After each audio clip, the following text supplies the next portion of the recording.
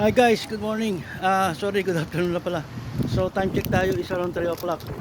So guys, andito ako sa labas para i-check yung aking mga items na for cargo going to Oman.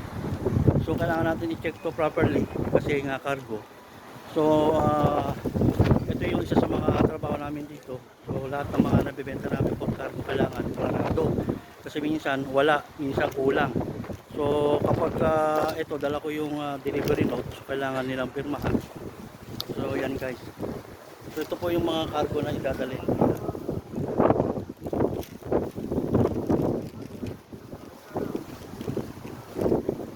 Bali naka-include dito isang 2.6S, apat na box, and then limang box para dun sa cabinet, wall cabinet, 2 meter size, and dun sa meeting table bali naka-indicate doon is 5 plus 5 sa upuan, so dalawa bawat isa guys, and then yung isang pang boss chair, so isa, and then merong isang maliit na panel doon na puti. So yan. So bali total yan is 20 bucks.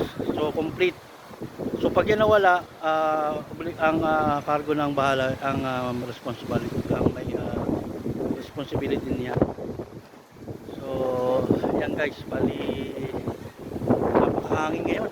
Kung ano, malamig ang simoy ng hangin. So masarap magtrabaho dito sa labas sa ngayon. So yan. So guys, so yun lang. So ganito lang po yung aming trabaho, mag-sales, and then extra job na po itong pag yung pag-check ng mga items. Actually items pa namin to. And then ito, cargo rin to eh. Ayan din yung galing dun sa in-order nung ano yung panel board. Panel board sa wall panel board. Yeah. So yan. So ganito na lang guys. Thank you very much. So sana na-update ko kayo sa aking work relation dito sa aking trabaho dito sa Dubai. So shout out to everyone and God bless to all of you guys.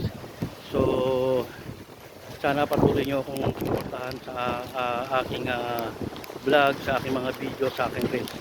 So shout out to everyone. Napakalakas po ng hangin guys. So peace to the world. Peace, not war. Thank you very much guys. And mahal na mahal ko kayo. Shout out to my family, my wife and my kids. Thank you very much.